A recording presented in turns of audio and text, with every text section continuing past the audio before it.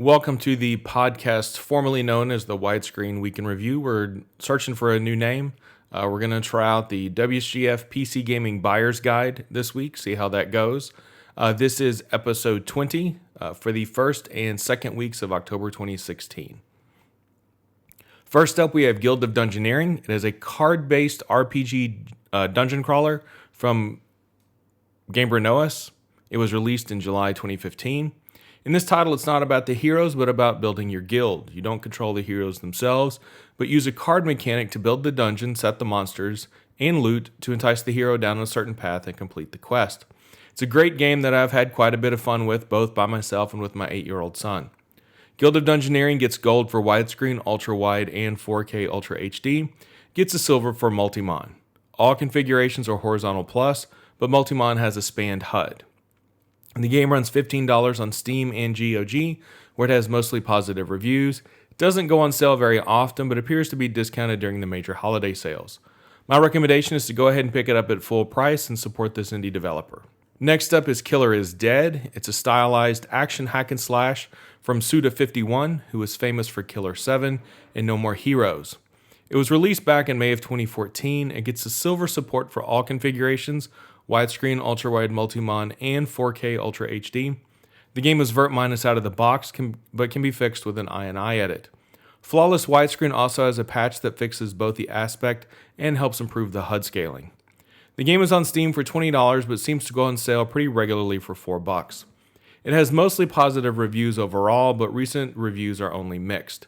Gamers tend to either have a love or a hate, or maybe a love-hate relationship with what Suda51 produces. Killer is Dead doesn't appear to be any different. My recommendation is to wait until a sale before picking it up. Next, we have Sonic Lost World. It's the latest entry into the storied Sonic franchise, and it is an action-adventure game. It was first released for the Wii U and 3DS back in 2013, with the PC port coming in 2015. The game gets a silver for widescreen, and 21:9 is unsupported. The game is 16:9 anamorphic and produces black bars on the left and right side of your 21:9 display. Multimon hasn't been tested, but we assume the behavior there would be the same. The game is $30 on Steam and has mixed reviews. Lost World doesn't go on sale that often, and when it does, it still runs $15. If you're a hardcore Sonic fan, wait for the sale and know you're going to be stuck at 16:9. Everyone else, save your money for a better game with better display support. Here we have Osiris New Dawn. It's a sci-fi survival action title from Phoenix Fire Entertainment. It was just released into early access here in September 2016. It gets gold support for widescreen and multi-mon. Ultra-wide and 4K are as yet untested. The game was horizontal plus between 16:10, 16:9, and multi-mon, and the HUD is centered in multi-mon. In a new twist, the game actually doesn't offer any 4:3 mode, resolutions, or aspect ratios. The title is $25 on Steam Early Access and has mostly positive reviews. Early access is always a bit of a gamble, but Phoenix Fire looks to be off to a good start. Find some gameplay videos on YouTube and see if this title is up your alley. If it is, know that you're going to have good display support. And here we have Paladins, Champions of the Realm. It's a sci-fi fantasy team-based first-person shooter from Hi-Res Studios, who are the developers of Smite. It was just released into open beta and Steam Early Access in September 2016. The game gets limited support for widescreen and is unsupported in ultra-wide and multi-mon. The game is anamorphic for 16:10 when played on a 4:3 screen, but then loses some vertical field of vision when going from 16:10 to 16:9. Support for 21:9 resolutions can be hacked into the game's exe, but the result is just the 16:9 aspect stretched over the 21:9 panel. The game has very positive reviews on Steam and is free to play. No real buying recommendation here, but be sure to check out the free-to-play option before plunking down the $20 for the Founders Pack DLC, and know that you're going to be limited to just a 16:9 aspect and field of vision. Here we have Dex. It's a cyberpunk side-scrolling action RPG developed by Dreadlocks Limited, and it was released in May 2015. It gets gold for widescreen and silver for ultra-wide and multi-mon. The game is horizontal plus across all configurations.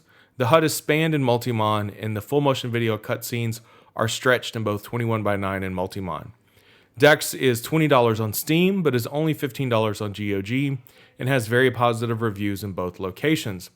The game is favorably compared to classic Shadowrun titles back in the 8 or 16-bit eras, but has support for modern display types. What's not to love? And finally this week, we have Shadow Warrior 2. It's a bloody, wisecracking, foul-mouthed, first-person action shooter ninja title thing from Flying Wild Hogs. It was just released here in October 2016 and can be played both with local and online co-op. The game scores gold in widescreen, ultra-wide, and 4K, and gets a silver in multi-mon. The issue in multi-mon is that some of the 2D assets, like the magic cards on the missions menu, are scaled based on your horizontal width and end up being cut off. It does, however, have a proper centered HUD in multi-mon, and the game offers an FOV slider. It defaults to 65 degrees. I found this to be too tight, and I used 90 degrees for the screenshots that you see here and for my little bit of playthrough. It's available for $40 on both Steam and GOG and has very positive ratings. If you're wondering about support for wider than 16:9 aspects prior to purchasing, wait no more. The game works really well with just a few minor hiccups. Being brand new, it's not going to go on sale anytime soon. This week's Widescreen Week in Review is sponsored by our very own WSGF Ultimate Monitor Stand. It's the only monitor stand on the market designed to grow with you in your gaming rig. It supports 3x1 landscape, 1+3 landscape with up to 27-inch panels, and it also supports 5x1 portrait with up to 25-inch panels. For more information, visit wsgf.org/stand.